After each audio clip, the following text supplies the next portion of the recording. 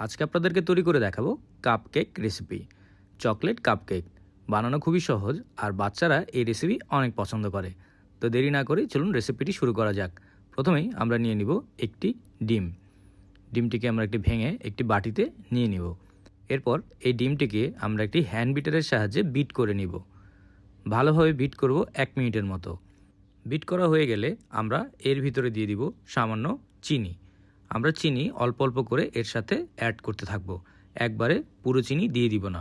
আর আমরা ততক্ষণ পর্যন্ত বিট করব যতক্ষণ পর্যন্ত এটি একটি ফোমি কনসিস্টেন্সি না হয়ে যাচ্ছে। যখন দেখবেন একটি ফোমি ফোমি ভাব চলে এসেছে তখন আমরা এই বিট করা বন্ধ করে দিব। আমাদের বিট করা হয়ে গেছে। এখন এর ভিতরে আমি দিয়ে দিব তেল দিয়ে আমি আরও কিছুক্ষণ বিট করে নিব। আপনারা কে কোথা থেকে আমার এই ভিডিওটি দেখছেন অবশ্যই কমেন্ট করে জানাবেন। আমি আপনাদের সবার কমেন্টের উত্তর দিব, কারণ আপনাদের কমেন্ট পড়তে আমার অনেক ভালো লাগে। আমাদের বিট করা হয়ে গেছে। এখন আমরা এর উপরে দিয়ে দিব একটি ছাঁকনি, তার উপরে দিয়ে দিব ময়দা, এরপর দিয়ে দিব কোকোয়া পাউডার, এরপর দিয়ে দিচ্ছি আমরা বেকিং পাউডার। এরপর এগুলোকে আমি চেলে নিচ্ছি যাতে এই মিশ্রণের উপর কোনো দানা না হয়ে থাকে। সবগুলো যখন একসাথে ভালোভাবে মিক্স হয়ে যাবে তখন আমরা এর উপরে দিয়ে দিব একটু ভ্যানিলা এসেন্স, তার সাথে দিয়ে দিব সামান্য পানি। আপনারা অনেকে জিজ্ঞাসা করেন যে ভ্যানিলা এসেন্স কেন দেই? ভ্যানিলা এসেন্স দেই যাতে কাঁচা ডিমের গন্ধটা না থাকে। ভালোভাবে মিক্স করে নিব। মিক্স করা হয়ে গেলে আমরা একে কিছুক্ষণের জন্য রেস্টে রেখে দিব। এরপর আমরা একটি কাপকেক মোল্ডের ভিতরে দিয়ে দিব এই কাপকেকের কাগজ।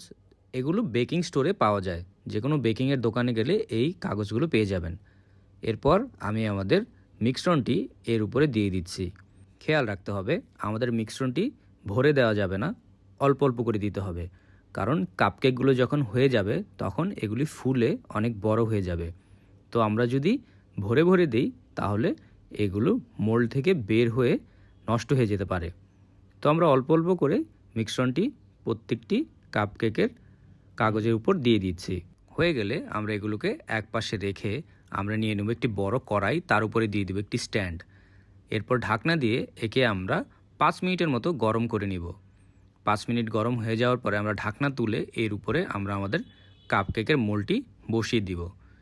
দিয়ে আমরা একে রান্না করতে থাকব। কতক্ষণ রান্না করতে হবে আমি স্ক্রিনে দিয়ে দিয়েছি। দেখতেই পাচ্ছেন আমাদের কাপকেক তৈরি হয়ে গেছে। কি সুন্দর চকলেট কাপকেক! এই কাপকেকগুলো বাচ্চারা অনেক পছন্দ করে, বড়রাও পছন্দ করে।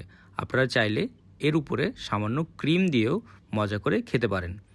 এরকম মজার মজার রেসিপি পাওয়ার জন্য টোস্টেড বাংলা পেজকে অবশ্যই ফলো করবেন। আর ভিডিওটি ভালো লাগলে একটি লাইক অ্যান্ড শেয়ার করতে ভুলবেন না। সবাই ভালো থাকবেন।